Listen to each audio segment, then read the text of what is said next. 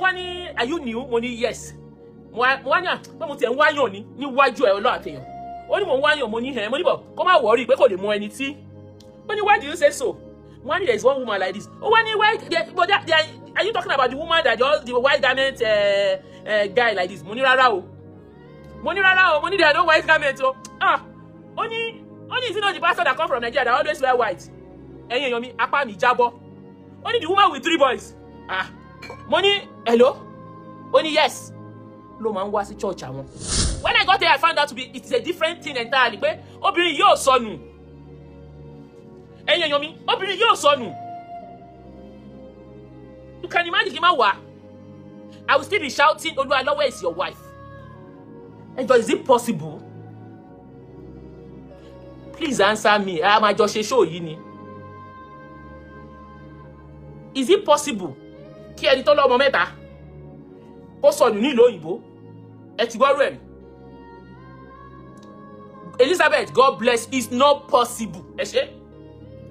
It is not possible. Kò possible. Ẹ má jẹ́ kí anybody. It's not possible, my sister. God bless you. Never. Adafuni. We are getting there. So, something is not right here. If it's possible, but Oluwalowo, báwo ni ìyàwó ṣe máa sọnù nílùú òyìnbó? Because they gave us the impression that the wife is missing. Wọ́n sọ fún wa pé ìyàwó sọnù pẹ̀lú ọmọ mẹ́ta. Mo wá ní mò ń lọ sí ìlú yẹn. Gbà tẹ́mi dẹ̀ ti ní details lọ́wọ́. I am not a legal immigrant. Mo ṣe lè rìnrìn mi. Ṣebí ticket àti owó hotel ni. I booked my tickets, I booked my hotel, and I decided to come down. And I want to know, ṣé obìnrin yìí sọnù? Àbí there is more to this story. Mo ti gbọ́ díẹ̀díẹ̀. Mo fẹ́ mọ nǹkan tó ń ṣẹlẹ̀. Because if they are going to say Maureen talk, so that don't make me lose anywhere, I will know how to defend myself. And when I promise that I'm going to investigate, I know I'm going to already talk about my investigate ní ojú gbogbo àgbáyé. Definitely I will do it. And I traveled to France. And when I got there, as God will have it, thank you, Sister Kayode. And when I got here, Amy, most of the people who bá sọ̀rọ̀, they don't want their voice to be played online. I have it recorded for my own record. And when you are doing investigation, àwọn evidence you don't put it out there. Because this case is a sensitive case. It's deeper than so I decided to since I've decided, because if you want me to do this thing, àwọn tí wọn ò bá sọ̀rọ̀ rí, àwọn kọ̀ọ̀kan wà nínú ẹbí yẹn tí èèyàn need láti bá sọ̀rọ̀. Mo ní àwọn ọkùnrin yẹn lèmi fẹ́ bá sọ̀rọ̀. Ẹ jẹ́ kán bá mi sọ̀rọ̀. Reason I move ahead nìyẹn.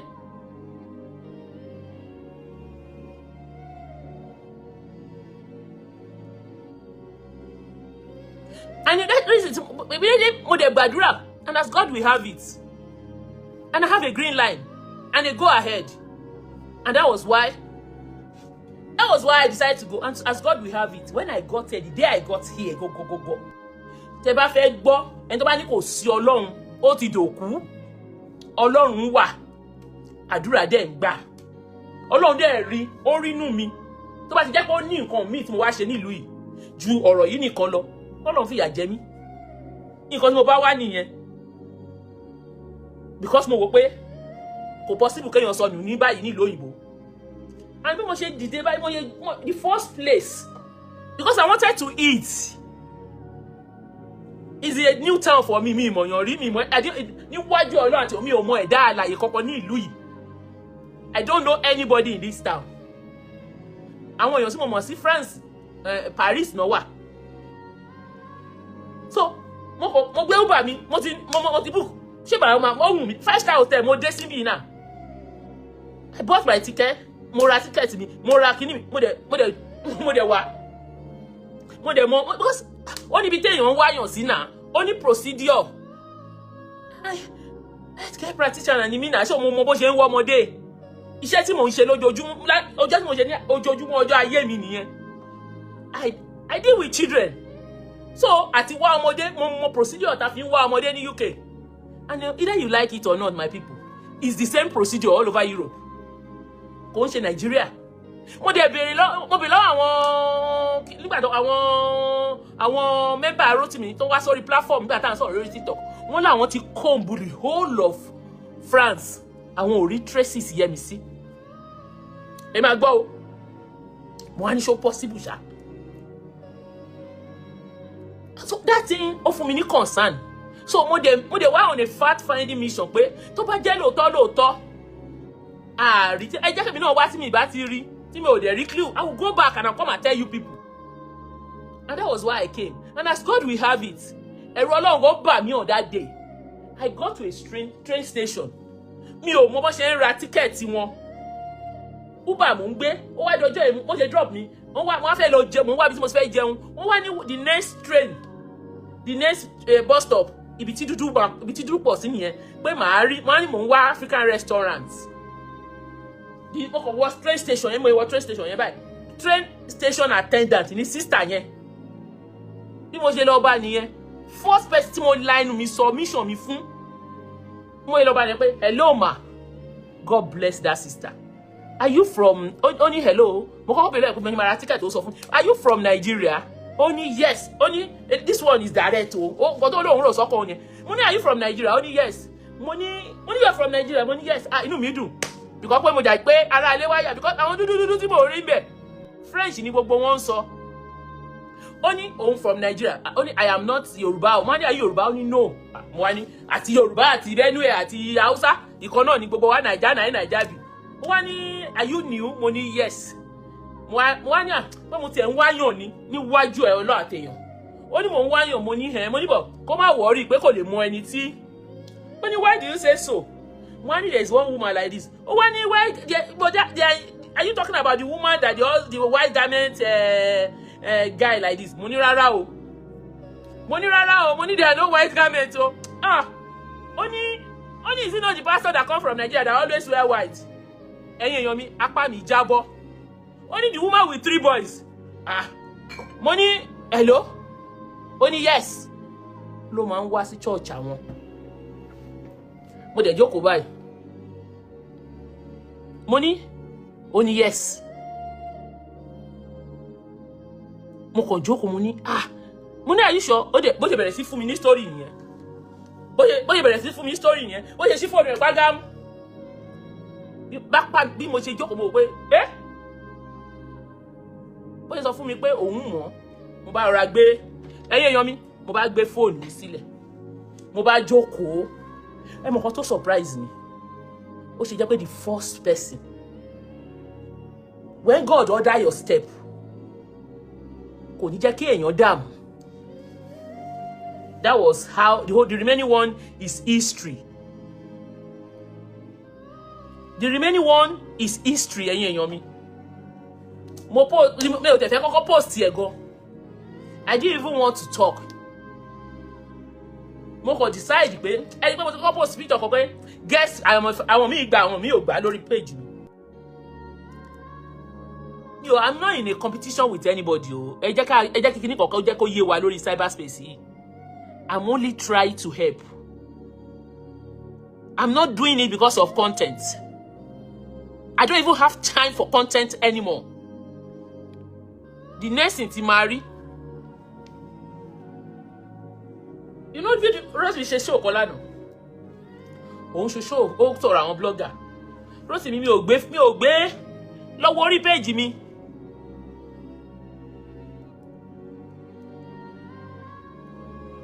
Ẹ lọ wo orí page mi o. Mo ò gbé content kankan, mi lọ gbé page, mi lọ gbé content ẹ kankan. Kí n máa sọ anything o. I am not creating content because I want money. This thing that you see that I'm doing, mo fẹ́ ṣàánú ni o.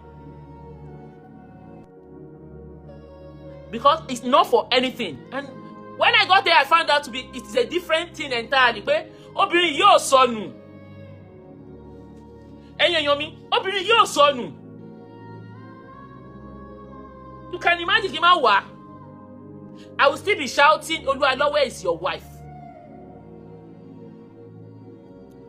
Tí mi bá wá síbí, I will still be shouting, Oluwalo, where is your wife? Kò sọnù. This woman does not want to have anything to do with Oluwalo. Kò fẹ́ nǹkankan láti ṣe pẹ̀lú Oluwalo. This relationship, wọ́n ti dàrú, wọ́n ti dọdún mẹ́ta lọ. Ṣé ẹni tó ń sá àsálà fún ẹ̀mí ẹ̀? Ẹ máa jẹ́ gbogbo wọn tá bá ń ṣe láyé yìí. If there's one thing, I will never support Oluwalo because mo Oluwalo ìkà èèyàn ni. Nǹkan tó ṣe fún ọmọbìnrin yẹn. Mi ò gbàdúrà ìfọ́tà mi. But òun fún ara ẹ̀ ló ń sá fáwọn èèyàn tó jọ wà ń lù. Kò fẹ́ kí Oluwalo wá síbi tó ń wà rárá, ó ń sá fún Oluwalo. Ó ń sá àsálà fún ẹ̀mí ẹ̀ lọ́wọ́. Oluwalo fún ara ẹ̀, ó ń wá kiri. Oluwalo wá wọn lọ sí school, ó wá wọn lọ sí police station, ó wá wọn káàkiri, ó wá wọn. Kò dẹ̀ wá wọn. Ìgbà tí Rotimi ṣẹ̀ṣẹ̀ bẹ̀rẹ̀ sí pariwo yìí lòun náà bọ́ síta ló bẹ̀rẹ̀ sí wá wọn tó rí pé wàhálà ni. Ẹ dẹ̀ mọ̀ bí ìlú òyìnbó ṣe rí. Ẹni tí ẹ bá fẹ́ rí lẹ máa rí. Ẹni tí ẹ bá fẹ́ rí ẹ sọ fún ìjọba pé I don't want to see this person. They will respect your privacy. Hope you know what it's called confidentiality and privacy in this Europe. They will respect your privacy more than anything. This woman is a spiritual thing. Ó ń kígbe. Ó ní ọwọ́ ọkọ ẹ̀dẹ̀ ló wà ńbẹ̀. Ó ń sá àsálà fẹ́mi ẹ̀. Nǹkan tó ṣe ìrìnàjò tó ṣe títí tó ya ẹlẹ́dàá ẹ̀ ara ilé ṣẹ̀ṣẹ̀ yá ni. So kí ni mo gbà jẹ̀bi? Àwọn òpònú kan wá lọ síbẹ̀ ó lé mi ológo àná. Pé àtẹ̀lé tó lọ sí France tó jẹ́ ológo àná. Ìyẹn èmi ológo àná. Nobody stop me from creating content. And for those of you that don't know, it's consistency. Tí bá decide ní ojoojúmọ́ tí bá ń jáde bí mo ṣe ń jáde tẹ́lẹ̀. Kò sí nǹkan tó ṣe mí, àwọn èèyàn á máa wò mí. I don't have that time anymore. There is one woman that Adedayo. God, that's why she don't want to talk to her mother because she does. People will know where. God bless you. Kò fẹ́ bá màmá sọ̀rọ̀. Kí ni ìdí ẹ̀ tó fi bá ìyá ẹ̀ sọ̀rọ̀? Ó sọ fún ìyá ẹ̀ pé òun ò fẹ́ fẹ́ Oluwalo mọ́, òun ò fẹ́ bá Oluwalo ṣe kó má gba nǹkan kan lọ́wọ́ Oluwalo kó kúrò nínú ilé tí Oluwalo ní tó fún wọn. Màmá ò gbọ́. Nǹkan tó dìjà wọn àti màmá nìyẹn. Nǹkan tó dìjà wọn nìyẹn. So where you die and you know the worst part of this thing. On my investigation, mo bẹ̀rẹ̀ lọ́wọ́ Rotimi nsìn. Before kí Rotimi tó lọ interview ìyá Ìjẹ̀ṣà. Ǹjẹ́ wọ́n sọ fún Rotimi pé àbúrò àwọn ò sọnù. Pé ẹ̀gbọ́n ẹ̀ sọ fún ẹ pé òun sì bá àbúrò òun sọ̀rọ̀ ní April here. Pé my sister do not want to have anything to do with Oluwalo again, that they are no more together. And after that was when you went to interview Mama Ìjẹ̀ṣà. To the extent that you said, ẹgbẹ́ ló sọ, ó ní kí Rotimi sọ, ó fẹ́ blackmail ó ń gbowó lọ́wọ́ Oluwalo ni. So people should understand one thing. We should concentrate more on bí ara Yẹ́misí ṣe máa yá. Not by fighting. Not by calling àwọn kan ológo èní ológo àná. In all standard, mi ò make noise ni. Mi ò kì í ṣe elébi. Mi ò kì í pariwo ni. Pẹ̀lú ọmọ ọdẹ máa make lórí íńtánẹ́ẹ̀tì máa san fún yín lóṣù. Èmi mi ò kì í ṣe ológo àná o.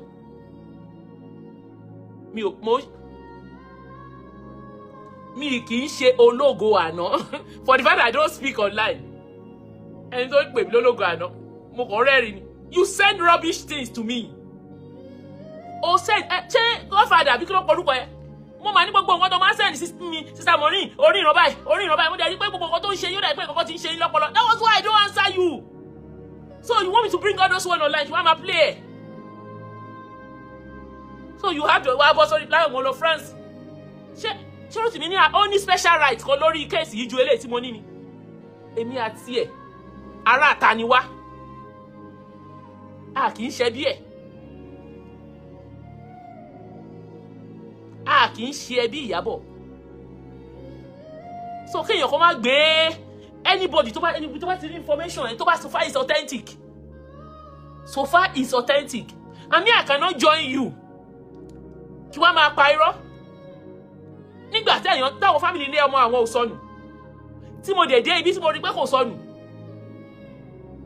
Tí mo dé mọ̀ pé ó ní spiritual nǹkan tó ṣẹlẹ̀ is deeper than gbogbo kariwo tá à ń pa lórí íńtánẹ́ẹ̀tì. Èèyàn ń la spiritual battle kọjá. Ó ní ìdí àdúrà. Nǹkan tẹ́mi kan bá ń bí ojú nǹkan tí mo mọ̀ lọ. They told you that àbúrò àwọn ò sọnù. Àwọn ìbá àwọn sọ̀rọ̀ ní April. If you want to know most of this video, so people should just understand and stop all this madness. So why should I sit down kí wá máa pa irọ́? And when I find out, mi ò sọ lé lọ́jọ́ yẹn mo kàn sọ̀rọ̀ jẹ́jẹ́lì mo dẹ̀ rọra kúrò lórí ẹ̀. But you going on your platform láti máa sọ fún èmi whereas mo ti wá bá ẹ pé I want to speak to these people. Ṣé o rò pé mo ò ní contact wọn lọ́wọ́ ni? I just decided not to. I just want to give you regard. That was why I did it. Mo kò rẹ́rìn ni. Ẹ wá ń pè mí lógo àná. Nǹkan tọ́lọ̀ ń ṣe fún mi tẹ́ bá ní half ẹ̀ ni.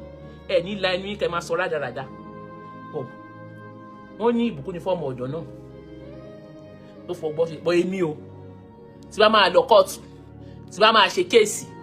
Màá mọ nǹkan tí mo fẹ́ ṣe kéèsì lé lórí. Tó wá máa sùn mí sí kóòtù. Màá mọ nǹkan tó fẹ́ sùn mí fún. Kì í ṣe àhesọ. Can you come out to say that wọ́n sọ fún ẹ pé Ìyábọ̀ ò sọnù? Kó tó bẹ̀rẹ̀ this your where is your wife? Where is your wife? Ìyábọ̀ ò sọnù. Wọ́n ò fẹ́ ra wọn mọ́. He doesn't want to have anything to do with Oluwalo. She's fighting for her life. So people should understand. Reason tó fi pè ìyá ẹ̀, ṣé ó ìyá ẹ̀ ló ó pè ìyá ẹ̀ ó fún ìyá ẹ̀ ní instruction. Pé màmá, irú èèyàn tí Oluwalo jẹ́ leléyìí. Òun ò fẹ́ Oluwalo mọ́. Òun ò dẹ̀ fẹ́ anything to do with him. Pé ìyá òun gbọ́dọ̀ gbowó kó ìyá òun kúrò nínú ilé ẹ̀. Ìyá ẹ̀ dẹ̀ gbà as we speak. Màmá sì Oluwalo sì sanwó fún màmá ó yìí look after màmá. Nǹkan tó bí ọmọ ẹ̀ nínú nìyẹn. So ẹ jẹ́ ká máa gbogbo nǹkan tá bá ń ṣe. Ẹ jẹ́ á máa rò dáadáa o. My concern should be bó ṣe máa gbàwé. Bí ó ṣe máa get out of her present situation. Not about content. Not about anything. Kò sí nǹkan tó Oluwalo fẹ́ ṣe. Oluwalo sì ṣe nǹkan tó fẹ́ ṣe. Ó ti gbọ́mọ lọ́mọ wá láti Nàìjíríà. Ó ti fi ṣe nǹkan tó fẹ́ ṣe. Gbogbo yín concern gbogbo wa ní ká wá bí Ọlọ́run ṣe máa rà padà. I don't know. Titilayo, I don't know. Because mama, member Oluwalo ni mama is very close to Oluwalo. Mama ara church Oluwalo ló ń lọ. Mama Oluwalo mama is more or less like Oluwalo is more or less like ọmọ mama. Mama ò accept nǹkan tí gbogbo wọn sọ. So people should understand. Ó dẹ̀ mọ̀ pé tí òun bá ìyá òun sọ̀rọ̀. Oluwalo máa get information ń bẹ̀. Kò dẹ̀ fẹ́ kí Oluwalo mọ whereabout òun. Tí ó bá dúró sí ìbà ilé ni. Tí ó máa change number. Ó ń change number, change gbogbo everywhere káàkiri ni. So kò sọnù. Ó wà nínú ibi tí mo wà yìí.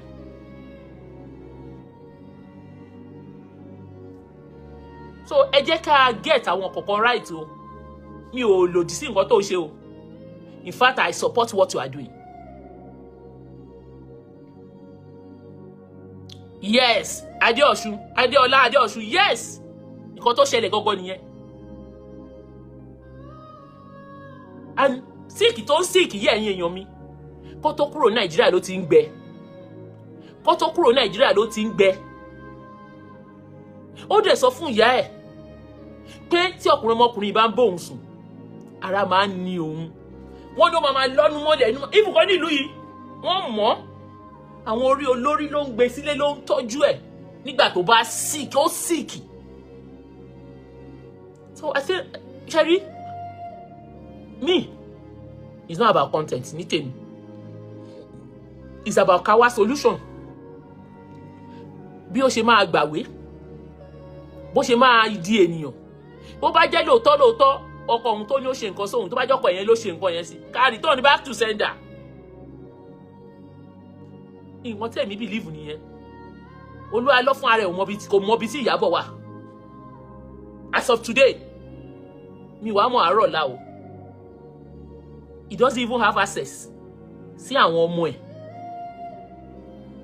ilé tó rà ní ìlú yìí kò gbé bẹ̀. So mo fẹ́ kí gbogbo wa ẹjọ́ ẹ má lo platform ẹ má jẹ́ kí èṣù ṣe wọ́n ó di pé èmi àti ẹ máa bẹ̀rẹ̀ sí ṣe blogging fúnra wa and I will not even go that line with you. I won't even do it because there is no point, there is uncalled for. I came to you, ṣó dá mi lóhùn, ṣó reply, olóò máa send number fún mi, ṣó send number fún mi $3. Ṣó send number fún mi $3, ó send number fún mi náà, ṣé kí wá dúró? When I know how to get information, ibi information ṣe bí èmi ni. Àfẹ́lẹ́ tí mi bá fẹ́ ṣe. Tí bá fẹ́ ṣe máa jókòó máa wá information fún ara mi ni náà.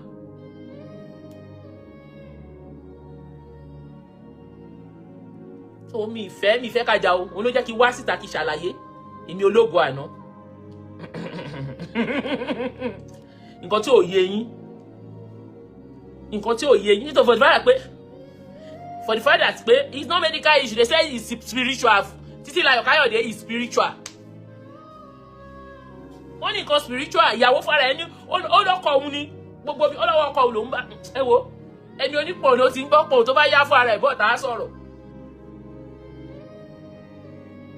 It's a spiritual battle ló ń jà. Bọ́ eléyìí tó dùn èmi nínú ẹ̀ ni pé ọmọbìnrin yìí ti ń complain kìíní ìkó tó kúrò lákàtà yẹ. Ìkó tó ń ṣe yìí ó ti ń complain ẹ̀ kó tó lọ France rárá 10 years ago. Ó ti ń gbẹ ó ń gbẹ ẹ̀yin tó yẹ kẹ́ wà concern. Àjọkẹ́ is gone.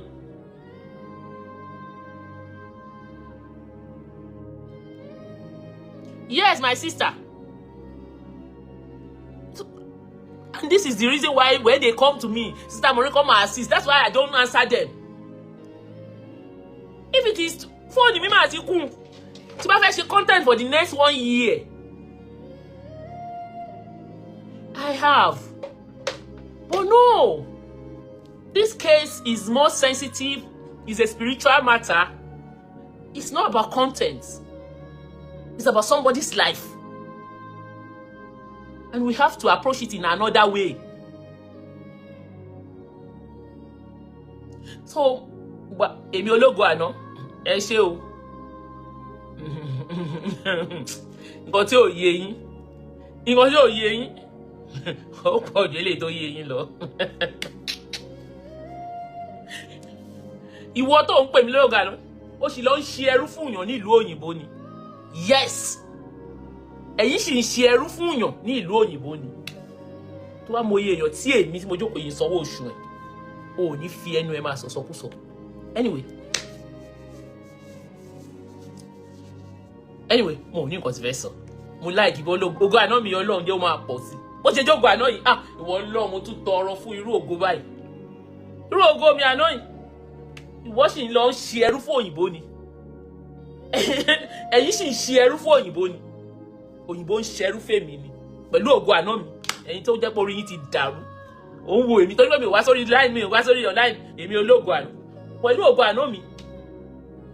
Ẹ̀yin ṣe ẹrú fún òyìnbó ni. Pastor Ẹ̀kalẹ̀, ògo tí ò lè ṣá láíláí ni, ó lè mi ológo àná. Mo kò fi àwọn èèyàn lẹ̀ mo lọ ṣiṣẹ́ mi ẹlẹ́mi ológo àná. Mo kò wò wọ́n báyìí mo ní máa ní. It's because of the love I have for humanity.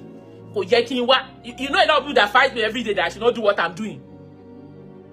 ó mú ya àwọn èèyàn tó ń bínú sí mi pé Maureen don't do it. Wọ́n pè mí lógo àná torí pé mo wá sí France ní eléyìí tó lọ sí France tó fẹ́ fi. And that's why you see mo post sórí YouTube. Ṣé rí mi tí mo ṣe blogging bí mo ṣe ń ṣe blogging ní ayé tẹ́lẹ̀ ni. Queen ASIRI is, how are you my sister? Longest time. Ọlọ́run á gún lára dá, I pray to. She will be fine.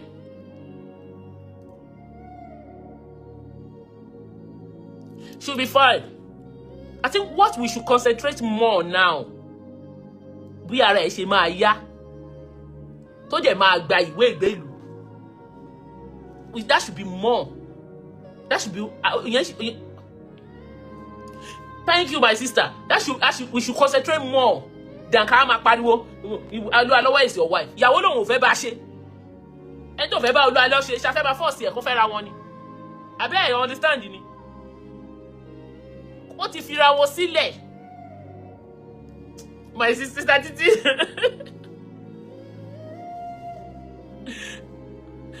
Thank you, sir. So, ẹni tó bá mú àdúrà, ẹ máa gbàdúrà fún. Ó náà lò òun. Wọ́n ní spiritual, wọ́n náà lò. Ó dẹ̀ lọ́kọ̀ òun ni. Gbogbo ìlú yìí, gbogbo aráàlú yìí kò mọ story.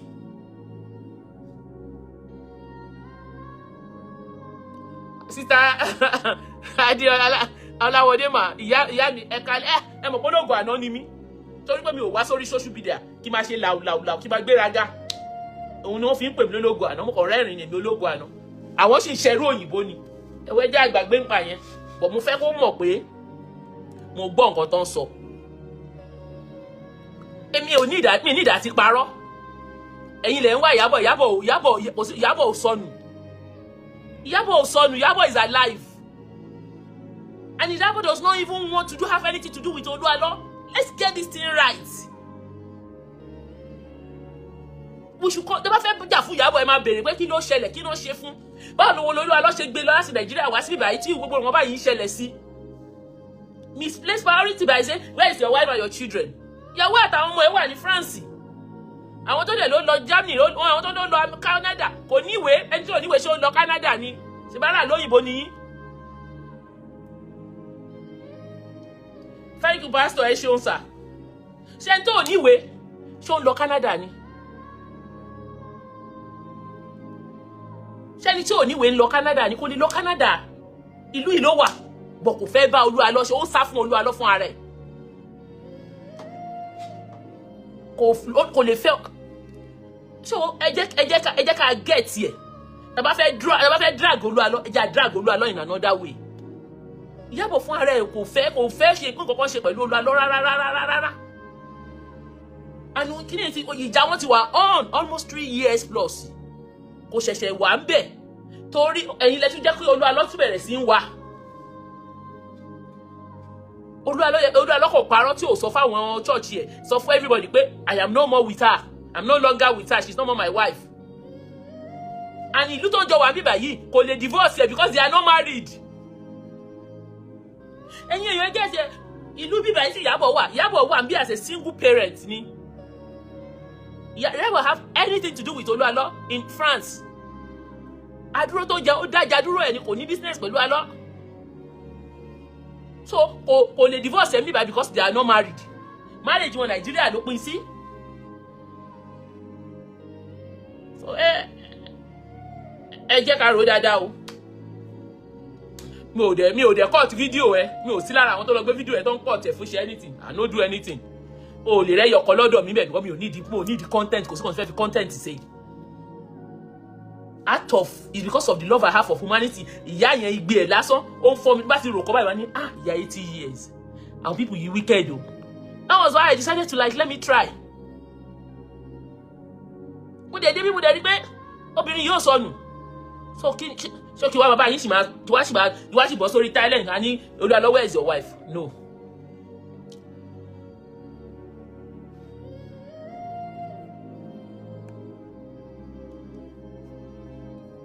Sorry, ìwọ tó sọ̀rọ̀ mi báyìí. Ẹ jẹ́ nǹkan tí woman èèyàn yìí kọ́ mi mọ̀ bí tó wà mi ò mọ̀. Ẹ mọ̀ pé àwọn ará àwọn ìkà àwọn follow Oluwalo tó follow Oluwalo blindly wọ́n pọ̀ láyé. Only people are not ready for the truth. The woman should confess what she did. Her hands are not clean. She's suffering from spiritual punishment. So sọ pé kí Ọlọ́run Elédùmarè kó dáríjì ẹ́, kí ẹrù ẹlẹ́rù kó má bàa wá di tiẹ̀. How can you come online and write this type of thing? Irú èèyàn báyìí, irú èèyàn wo ni wọ́ yìí? How can you call èèyàn? O gbọ́ pé wọ́n sọ pé àkọ́gbé ìyàwó Oluwalo gbẹ́kú ni. Àbí etí ń dùn ẹni?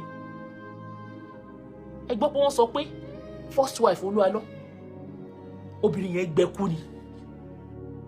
Eléyìí náà, kí ló ń ṣe? Ó ń gbẹ ni. Èèyàn tó jáde tó ẹ lọ bèrè lọ́wọ́ wá síbí, ó ń gbé ó ń sọ pé ọkọ òun fake pastor. Owó mi fẹ́ sọ̀rọ̀ ni o. Mo sì ń ṣí ẹnu kù. Mi ò sì ń ṣí ẹnu kù. So spiritual punishment èmi ò sí bẹ́ẹ̀ o. But ẹ lè máa tọrọ àforíjì some of you that come online that write nonsense like this. Tó bá ti gbàdúrà nǹkan tí yẹ́mi sí ń go through. Nǹkan tí Oluwalo ṣe fún tó bá ti gbàdúrà kí wá ṣe fọ́mọ ẹ o. Ẹ jẹ́ a ṣọ́ra. Ẹ jẹ́ a ṣọ́ra. If you go come as a spiritual thing, if you take care of 3 boys all alone abroad, iṣẹ́ ni láyé ọ̀tọ̀. Ẹ̀yin abiyamọ tòótọ́ tẹ́ wà níbí tẹ́ tọ́ ọmọ ọkùnrin, you can testify. Single parenting with boys, iṣẹ́ ni. Ọmọkùnrin yàtọ̀ sọ́mọbìnrin. Àwọn ọmọkùnrin wọ́n yàtọ̀ fún ọmọbìnrin.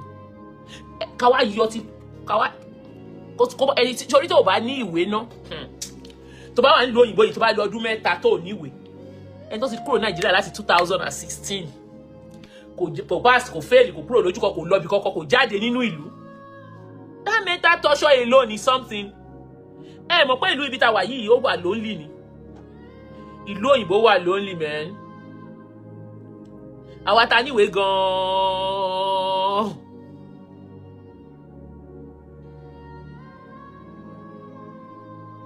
It's possible. Yes, it's possible. It's possible. Ogudipo Adebayo, yes.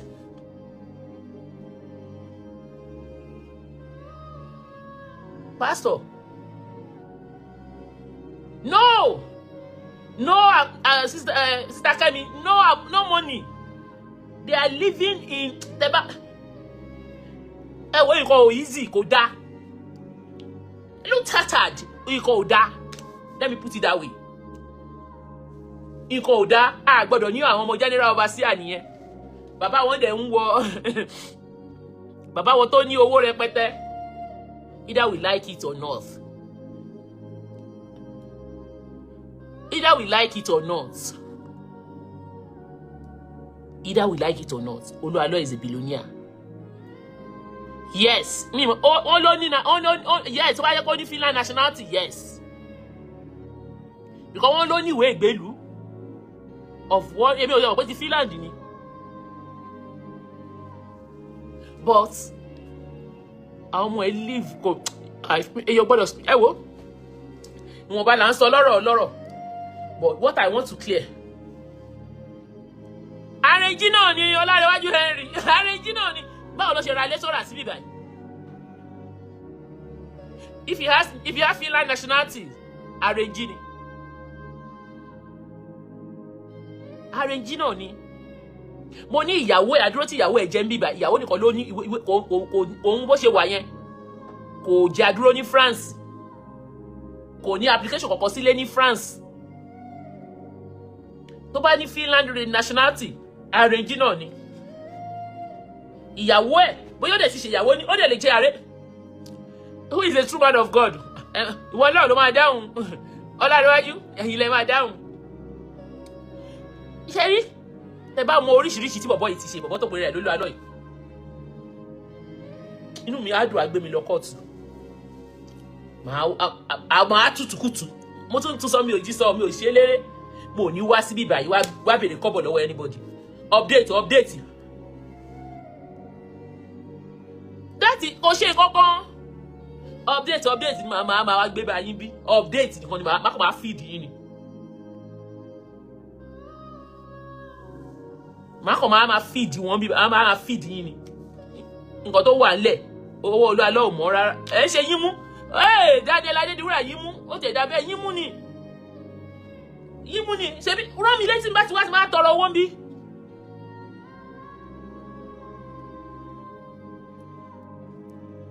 My sister, wọ́n ní tó bá ti wọ́n ní ẹ jẹ́ n sọ kọ́kọ́. Sister Queenie, let me answer this one. Wọ́n ní wọ́n gbọ́dọ̀ ṣe ìbásùn mọ́. Ìyẹn dẹ̀ fẹ́ ṣe ìbásùn. Wọ́n náà wá dẹ̀ ṣe ìbásùn wọ́n fẹ́ máa fi ṣe mo fẹ́ sọ̀rọ̀ ẹ̀yin pípù yìí. Ẹ yà jẹ́ n wà báyìí. Ẹ jẹ́ n wà báyìí. Yes, you see, the lady needs help. I think the only help she will need is in regards to her documentation. If anybody wants to help her, if you are in France, fine.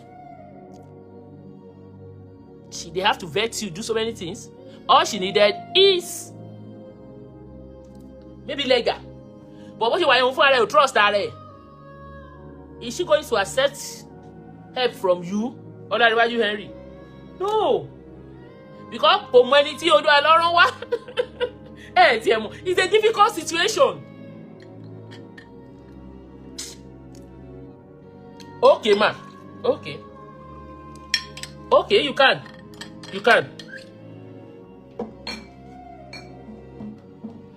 So, all need help both spiritually. I don't know about financially, but spiritually, emotionally.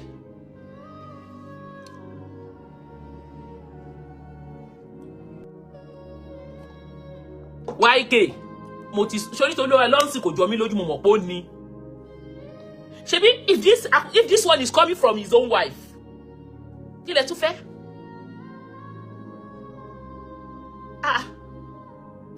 Kí ló tún kù tẹ́ fẹ́ gbọ́?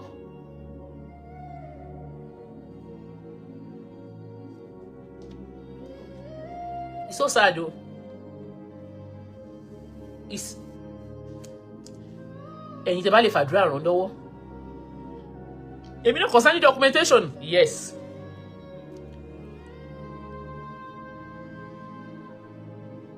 Amen, sister Queenie. Èmi gan gbàdúrà pé kí genuine help ó locate her, because from 2016 to date, ó dẹ̀ bímọ sílùú in 2016, sister Ọláníwájú Henry. Ó ti pẹ́ jù. Wọ́n complicate issue ẹ̀ ni.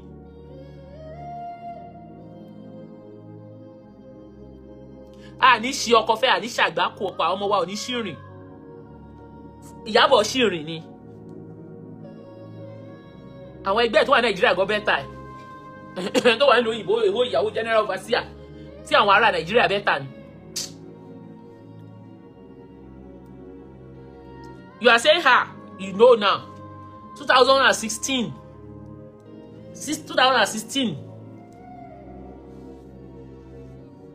Màmá ti fi ilé sílẹ̀, àwọn ọmọ màmá ti kọ́lé fún màmá. Màmá ti fi ilé tí Olúwa lọ fún kúlẹ̀. Ó ti fi sílẹ̀. I think about the money, the 30,000 tí Olúwa lọ fún. Ó dà pé is a direct debit ní Olúwa lọ ṣe sí account màmá. Owó yẹn ṣì ń wọ account màmá every month. Màmá ṣì ń gbowó yẹn every month. Bá ṣe ń sọ̀rọ̀ Olúwa lọ ṣì ń sanwó yẹn. Kò stop. Àmì o Jésù, àmì mo gbàdúrà bá ní mo débìbà níjẹjọ́ o. Wọ́n lọ́lọ́run àwọn ọmọ wa ò mà ní ṣe àgbákò o. Wọ́n mà ní irú Olúwa lọ́yọ̀ àwọn ọmọ wa ò mà ní korú ẹ̀ wọ́n mà ní fẹ́ o. But family yẹn náà, come to think of it, ọmọ yín marry. Gbà tó marry, instead kọ́kọ́ pẹ̀lú ṣe wọ́n ní mo ọkọ̀ gbé lọ sílé ọ̀rẹ́. Ẹ lọ listen sí sister Fúnkẹ́ ẹ̀gbọ́n ẹ̀. Ó nígbà tí Ìyábọ̀ àti Olúwa lọ marry, wọ́n gbé Ìyábọ̀ lọ sílé ọ̀rẹ́ ẹ̀ níbi kan lẹ́kọ̀ọ́ ni. Ibẹ̀ ẹni Ìyábọ̀ dúró sígbà á máa tilẹ̀kùn nígbà tí ìyá ń jẹ́ ló ṣẹ̀ padà wá lòun mú ní kó máa bọ̀ lọ́dọ̀ òun. Ó dẹ̀ wà nínú oyún first born. Ìgbà tó wà nínú oyún first born ló padà lọ sọ́dọ̀ ẹ̀gbọ́n ẹ̀ kí ó má bàa bí ọmọ sílé ẹ̀gbọ́n ẹ̀.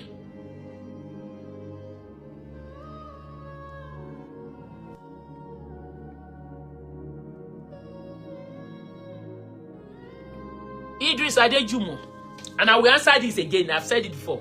Why tí when you claim to pé ìyá ẹ̀ ó ní òun ò fẹ́ fẹ́ Olúalọ́ mọ́ pé ọwọ́ Olúalọ́ ò mọ́. Let me put it this way. Ó ní ọwọ́ Olúalọ́ ò mọ́.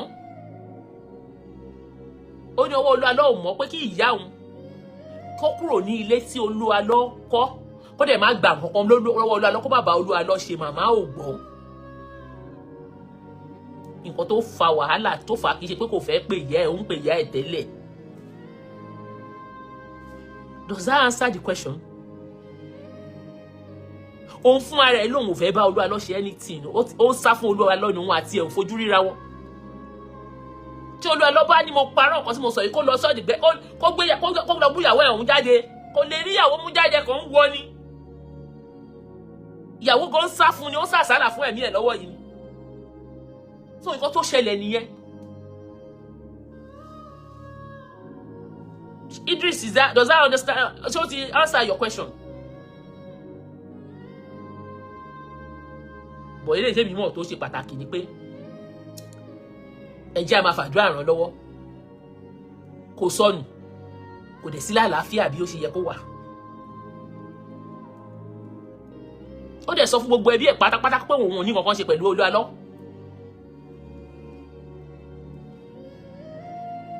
No honeymoon. That was red flag. No honeymoon after the wedding.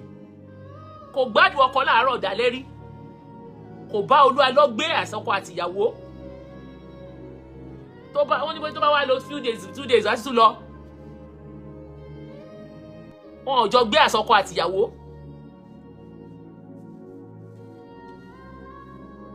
Òun àti Olúalọ́ ò jọ gbé àsọkọ àtìyàwó rárá.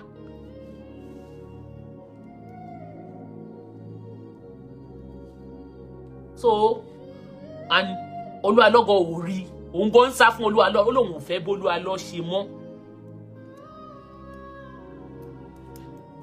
So àwọn tó ń wọ Olúalọ́ wọ́n mọ rí ìtàn fi ń wọ Olúalọ́.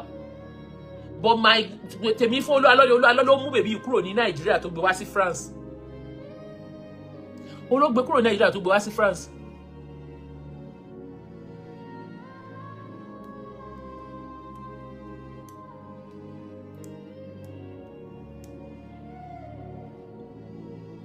So, tọ́n bá sọ fún yín pé ìyàwó Olúalọ́ sọnù, kò sọnù, kò dẹ̀ tí kú. Ọlọ́run dẹ̀ ní sí jẹ́ kí kọ́kọ́ ṣe, kò dẹ̀ ní kú lórúkọ Jésù. Ọlọ́run Elédùmarè á heal ẹ̀. She will have it. Ọlọ́run á heal ẹ̀. Ọlọ́run á fún ní àlàáfíà. So in your own, ẹ bá ti rántí story nínú yàrá yín, ẹ máa fàdúrà ràn lọ́wọ́. Bọ̀ ó ní nǹkan tó òun là kọjá ọwọ́ ó ní kò ṣẹ̀yìn ọkọ. Nǹkan tá a gbọ́ nìyẹn.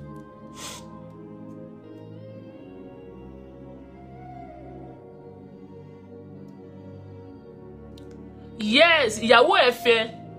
Wọ́n ní gbogbo relationship wo go kò ju oṣù mẹ́ta. Wọ́n mọra wọn láàrin 3 months wọ́n dẹ̀ ṣe wedding ni. Ìkọ́ ìyọ̀kọ́ ni mo fẹ́ kí gbogbo yín dì mú. Wọ́n ní nígbà tí wọ́n ṣe wedding, wọ́n ní kí Olúalọ́ dọ̀bálẹ̀. Wọ́n ní Olúalọ́ yarí kó lóun ò lè dọ̀bálẹ̀. Wọ́n ní bàbá agbẹ́jọ́ yẹn ló sọ pé tí ò bá dọ̀bálẹ̀ pé dẹ́ẹ̀ gbóhùn ní fúlọ́mọ kókó máa lọ. Reluctantly Olúalọ́ dọ̀bálẹ̀. Àwọn kinní yìí ló yẹ kó ti rí lára Olúalọ́.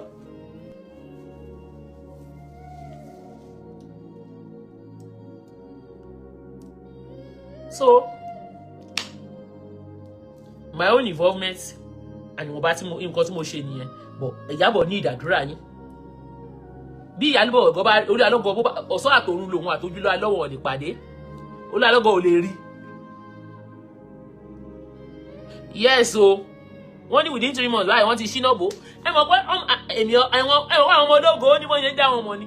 Ẹ mọ̀ pé wọ́n ní wọ́n ṣe dá wọn mọ̀ ni. I hope a lot of people understand the meaning of glory. Nǹkan tó ń jẹ́ glory. Bó ṣe sọ ògo nù. Màá wáyé. I will find time. We'll talk about glory go. And how they use women to grow their ministry. And we will talk about it maybe some other time. Èmi jọ́ kìnnà mo sọ fún yín pé corridor prayer bá mo sọ̀rọ̀ corridor prayer. Ìyábọ̀ ní lọ́wọ́ you don't want Olúalọ́, why not divorce him straight? If she divorce him, it will be. Ṣé Ìyábọ̀ wà Nàìjíríà ni wọ́n tó sọ̀rọ̀ yìí? Ṣé Ìyábọ̀ wà Nàìjíríà láti divorce ẹni?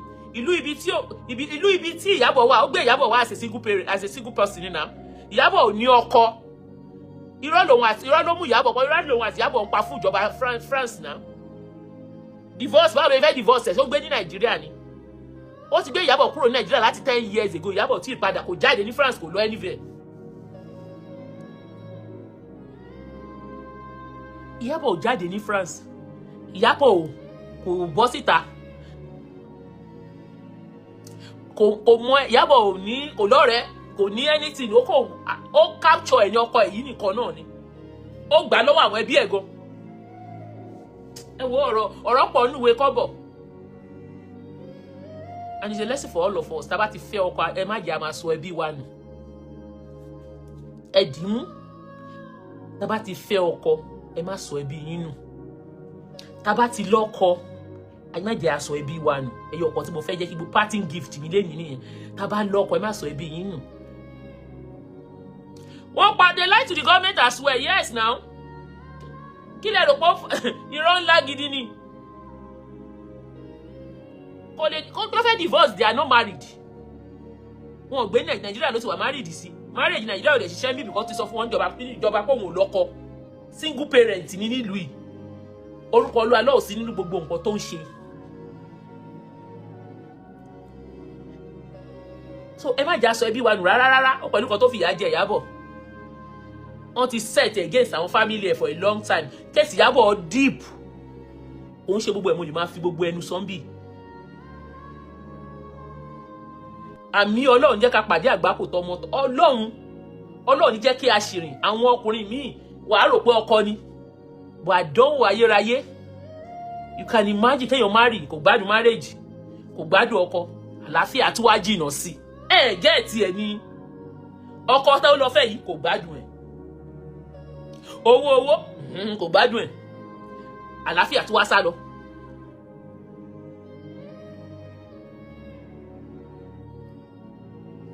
Àlàáfíà tí wàá sá lọ. Ibi tẹ́mi mo sọ lórí live the last time mo ní nígbà tí wọ́n sọ fún nígbà tí ẹ gbọ́ pé ìyàwó àkọ́gbé ó gbẹ kú.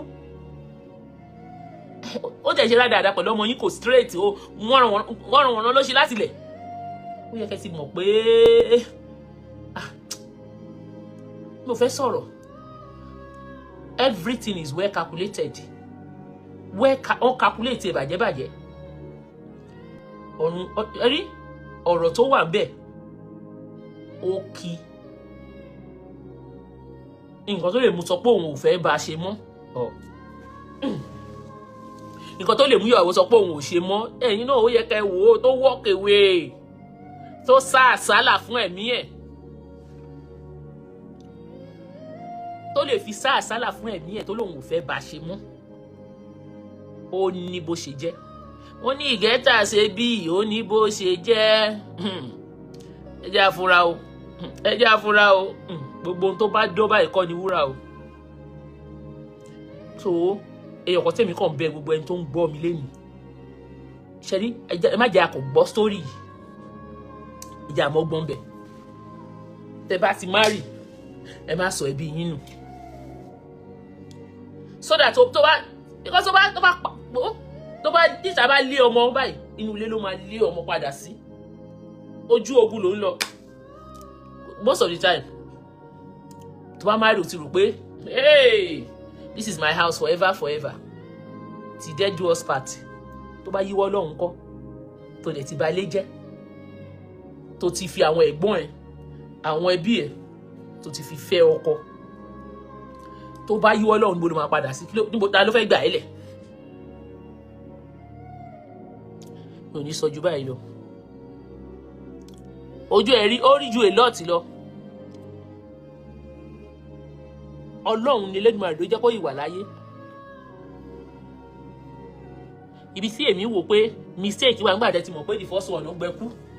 Tí ọmọ yín tó dẹ̀ ti ń sick ìwọ̀n kan tó kúrò Nàìjíríà ní 2016 ó ti ń sick. Ó ti ń pariwo pé tó bá bá òun sọ ara ní òun. Ó lè dẹ́ ẹ̀yẹ́ wò. Kí èèyàn mi mo ní wá máa lọ sọ torí TikTok because àwọn tí TikTok náà dúró dè mí. Let me go and try and I will go and rest. mo ti ṣe wọn tí mo lè ṣe Ọlọ́run kó rí pé ẹ̀yin tẹ́ wà ń bí tẹ́ bá fẹ́ follow mi wà lórí TikTok ẹ follow mi Maureen Badejo náà TV ní náà ni òun ní orúkọ mi náà ní TikTok ẹ follow mi o tẹ́ bá wà lórí TikTok ẹ jọ̀ọ́ ẹ lọ follow mi mo máa ń gbádùn ti TikTok ẹ ká ní TikTok ń sìn a máa interact mo máa ń gbé wọn wọlé wọn á sọ̀rọ̀ mo máa ń gbádùn TikTok mi ní parọ́ mo ti wá like TikTok ju the family is too cool but ṣé tí èèyàn ṣe mọ̀ pé àwọn ìjà kan wà tó jẹ́ pé tí ọmọ yín bá fún yín lọ́rọ̀ sọ tọ́mọ yín ò bá fún yín lọ́rọ̀ sọ kí lẹ fẹ́ ṣe tẹ́ bá ní family my TikTok is Maureen Badejo náà ni ẹ mọ̀ pé tọ́mọ yín bá fún yín lọ́rọ̀ sọ tí ò bá fún yín lọ́rọ̀ sọ kí lẹ fẹ́ ṣe.